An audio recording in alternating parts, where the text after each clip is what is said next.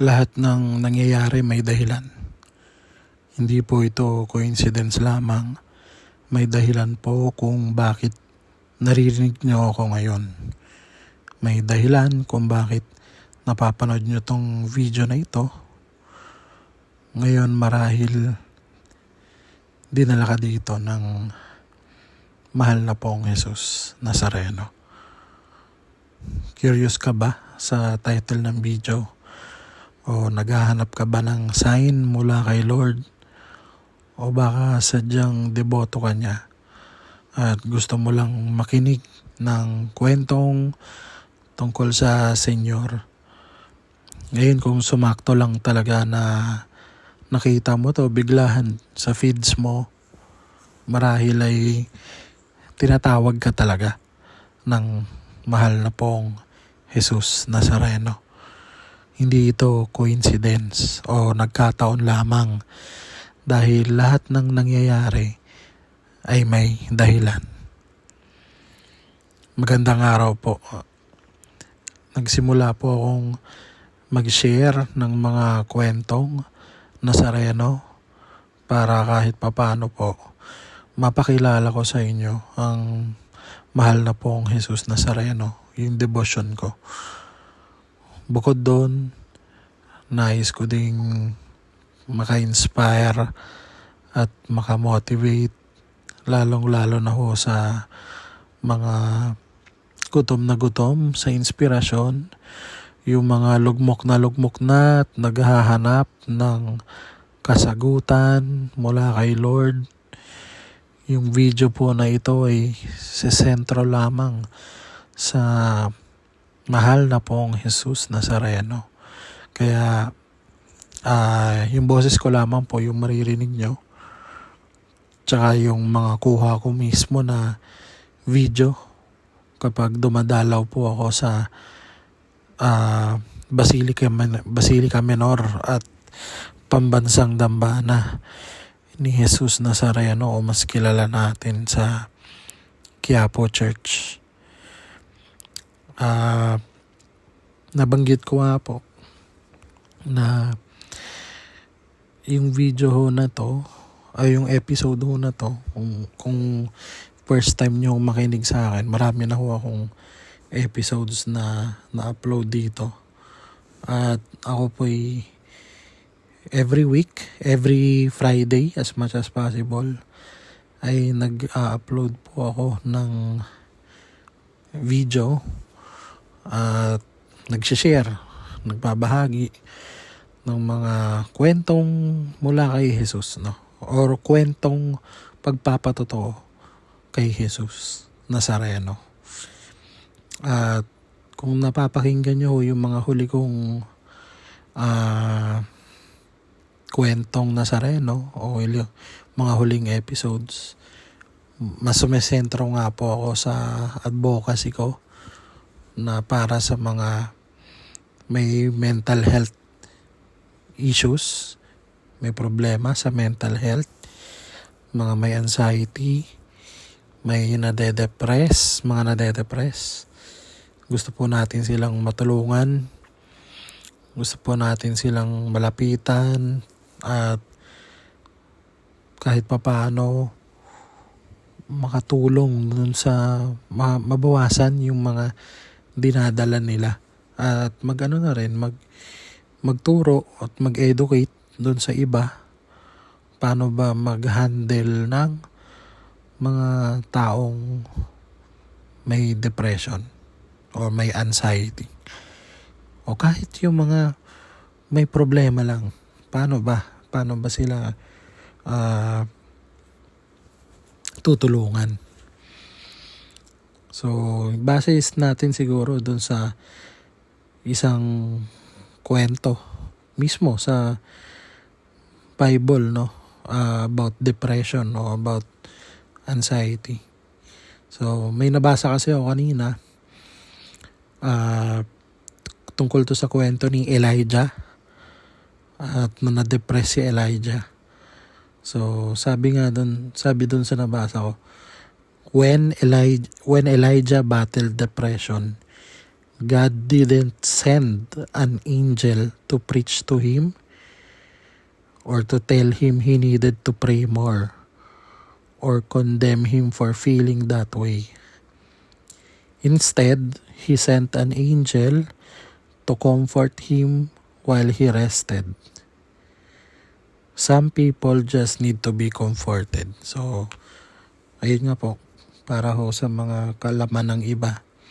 Kasi, ang common na mali na ginagawa ng mga tao sa mga kaibigan nila o mga kilala nila na depressed at may problema, may anxiety, ay sinasabihan nila nagpapangaral sila lagi.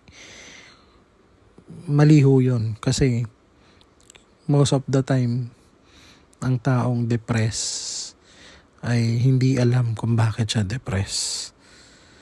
No. So yung iba kasi sinasabihan kailangan mong magdasal, kailangan mo pang kausapin si Lord. Totoo naman na naman yun. Tama rin naman yung idea, pero kapag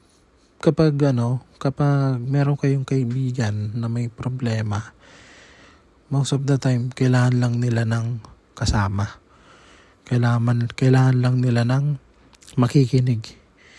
No, yun yung tinuturo dito sa na to. Kasi minsan yung hindi mo na nga alam yung gagawin mo, sasabihan ka pa ng iba na hindi ka kasi nagdadasal, mga ganon. O kaya, kulang ka kasi sa dasal, kaya ka ganyan, hindi ka nagsisimba, kaya ka nade-depress. O mas masakit, yung iba sasabihan ka pa ng nasa lang yan, nasa utak lang yan. It's all in the mind. Diba? Mali ho yun na approach. Hindi nyo ho natutulungan yung may taong may depression. Hindi nyo ho natutulungan yung mga may anxiety kapag ganun ang ginagawa nyo. Mas matutulungan nyo sila kung mananahimik kayo at sasamahan nyo lang sila. Hayaan nyo silang mag-share, makinig lang kayo para maubos lahat ng may ilabas nila lahat. May ilabas nila lahat na kailangan nila ilabas. Minsan, kahit nga lang samahan mo lang tas tahimik lang kayo, nakakatulong na rin yun. Kasi yung fact na alam nung kaibigan mo na nandiyan ka para sa kanya. Yung fact na alam niya na may kasama siya ay malaking bagay na. No? So, as much as possible, wag nating i-insist o itanim sa kanila yung mga nang agad-agad ba. Hintayin natin na sila yung magkusa na mag-open. Tsaka natin i-relay yung mga teachings ni Lord o yung mga pangaral ng mahal na pong Jesus Nazareno. So itong kwento ni Elijah na kinukwento ko kanina ay talaga yan ang kwento talaga nun nasa battle siya, nasa labanan, tapos nanalo siya. Kaso nung nanalo siya, pinagbantaan siya nung reyna na papatayin siya. So imbis na maging malakas, kahit nanalo siya sa kalaban niya, natakot siya, tumakbo siya. So takot siya, nagdasal siya. As in, dito sa Bible sinasabi na talagang siya, umabot sa point na naging suicidal siya. Naging suicidal na siya, tapos nakikiusap siya na Lord, kunin mo na yung buhay ko. Diba? pagod na ako, Lord, kunin mo na yung buhay ko. Yun ang mismong emotional distress ni Elijah, kasi na siya, pakiramdam niya wala nang pag-asa, pakiramdam niya pagod na siya, at wala na siyang magagawa. Kaya nire-relay ko nga dun sa mga rin dito sa Quiapo. Alam niyo, madalas ang pumupunta sa Quiapo yung mga nawawalan na ng pag-asa. Ilang beses na ako nakaranas ng may katabi ako na umiiyak. Siyempre, hindi ko naman alam kung ano yung problema na dinadala nila. Pero, ayun nga, karamihan ng pumupunta sa Quiapo ay yung mga nawawalan na ng pag-asa, kagaya ni Elijah. So, doon sa kwento ni Elijah, anong ginawa ng Diyos? Ang ginawa ng Diyos ay nagpadala ng anghel.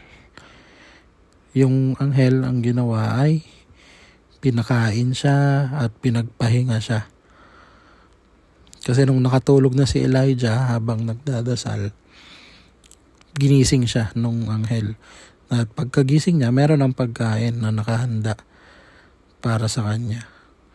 At ayun, doon yun yung parang pinaka point doon no. Yung ang ginawa ng Diyos ay binigyan siya ng kasama. Pero yung anghel hindi naman pumunta doon para sabihan siya ng mga lapses niya, o kaya parang hindi naman siya sinabihan ng anghel na yung parang dinownplay yung kanyang worries o yung kanyang mga agam-agam, yung takot niya. Hindi ganon. Kasi ayun nga yun nga ang problema sa panahon natin. Isa sa mga nakakalungkot ay yung pag-i-invalidate ng feelings ng mga taong depressed. 'Di ba? So hindi yan lalo na kung meron kayong mga matatandang kasama. Iba yung generation nila. Madalas minamaliit nila yung mga nangyayari. Pag kunyari merong silang nakilala na depressed, dina-downplay nila. Ako nakarinig na ako mismo. Sabi ng isang matanda ay yung mga mahina daw ang dibdib at mahina ang loob ay magpakamatay na lang daw. So nakakalungkot makarinig ng ganun. Matagal ko na siyang narinig, pero hanggang ngayon natatandaan ko pa rin siya, kasi obviously hindi naiintindihan ng taong nagsabi na yun yung sinasabi niya, at hindi niya naiintindihan yung epekto ng mga sinasabi niya sa posibleng makarinig,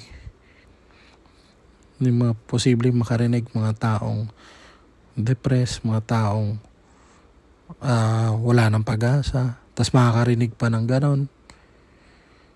'Di ba? Ano na lang ang mangyayari? Ngayon, sa panahon ng social media, sa panahon ng digitalization, maraming epekto maraming anxiety, maraming depression, lalong-lalo na doon sa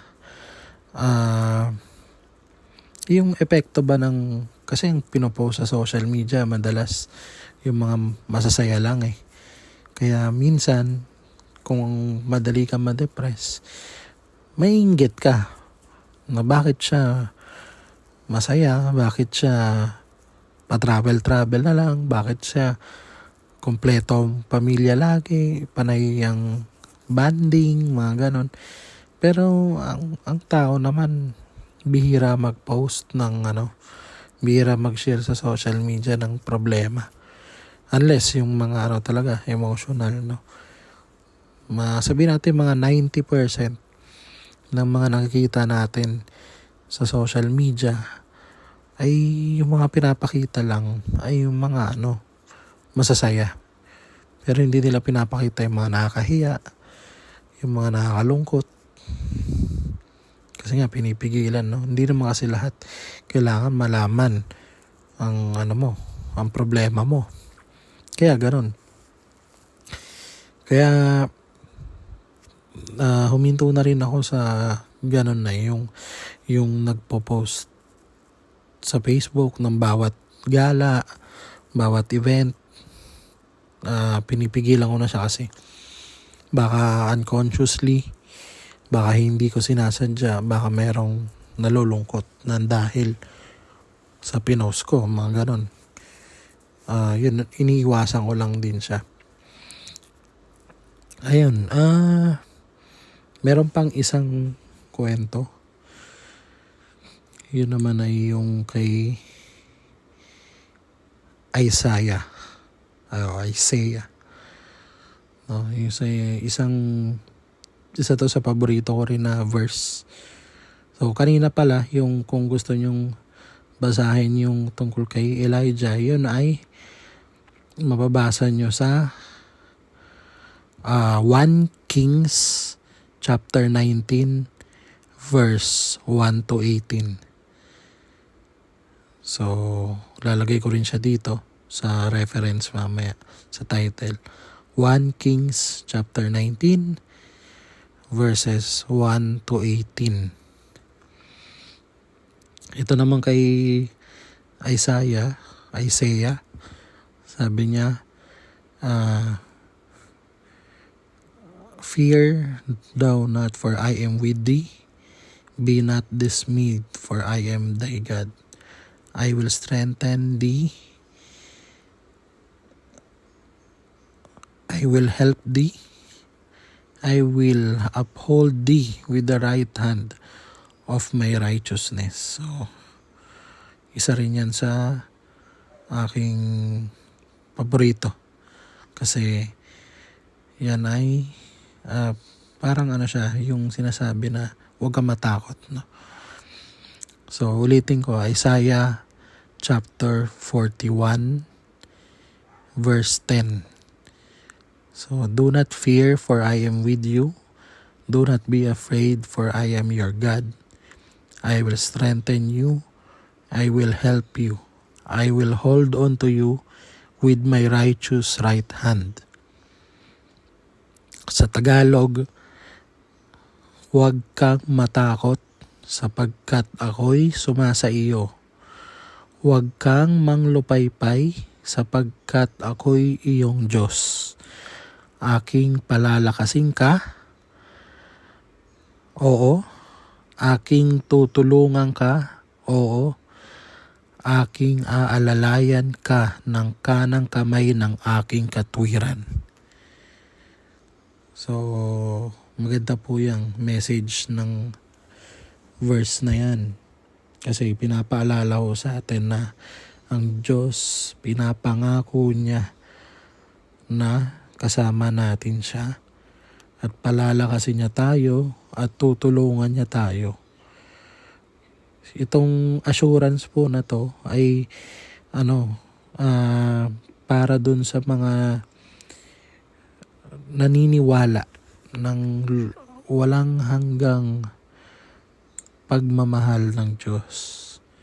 Pinapaalala lang sa atin na magtiwala tayo sa mga oras na natatakot tayo at sa mga oras na hindi natin alam yung kasiguraduhan.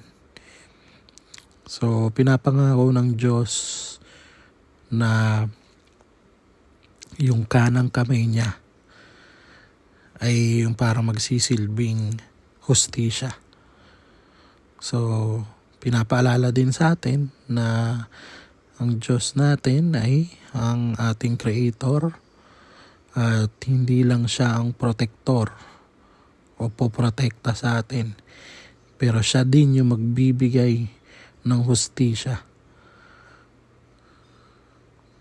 So lagi nating tandaan yon na lahat ay according, lahat ay naka-inline ba sa kanyang mga plano at timing. At kung natatakot ka at kinakain ka na ng takot, wag kang madidismaya.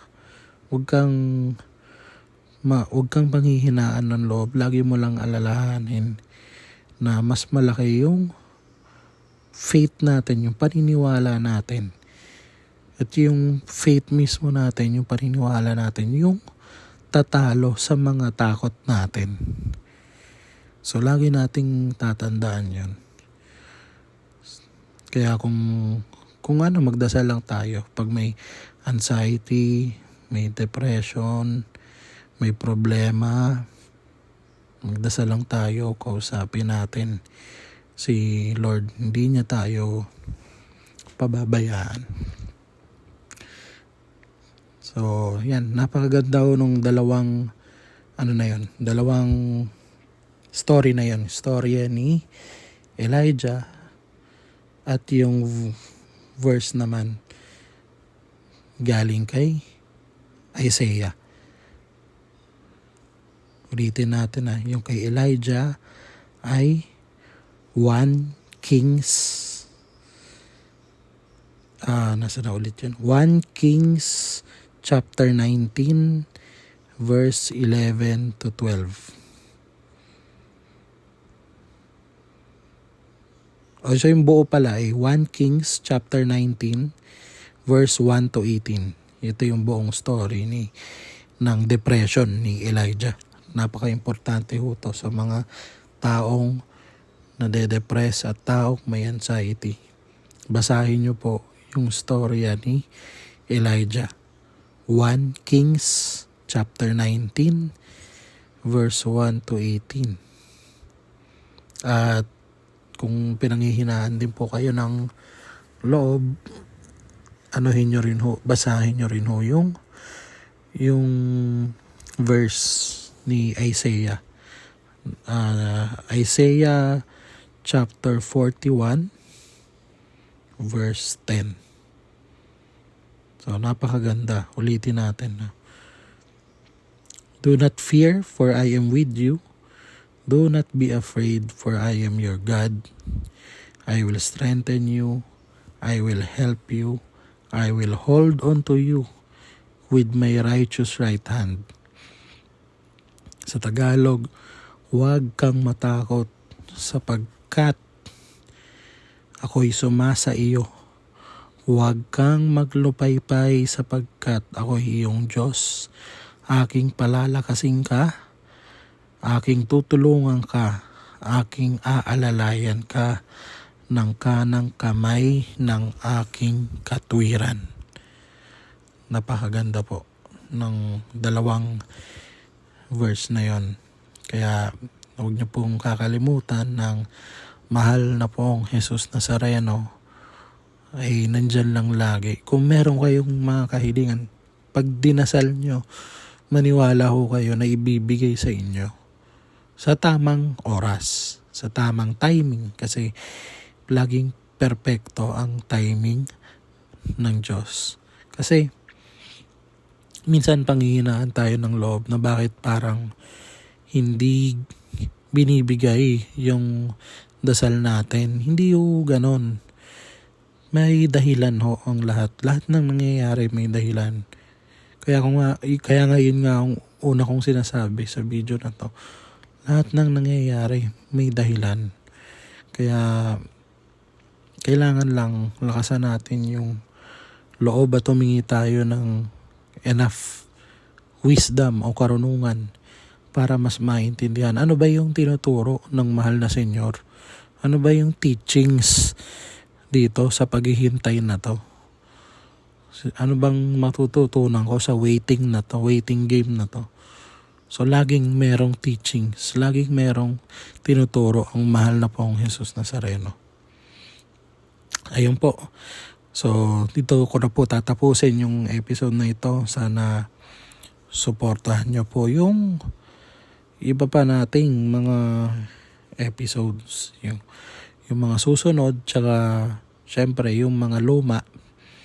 Maganda rin ho mapakinggan natin at ma-share natin sa iba. Kung nais nyo po mag-share din ng inyong sariling kwentong Nazareno, pwede naman po. I-send nyo lang naman po dun sa nakababasa nyong email address na nasa screen. Yang kwentong Nazareno@outlook.com para po basahin natin dito at ibahagi po natin sa iba.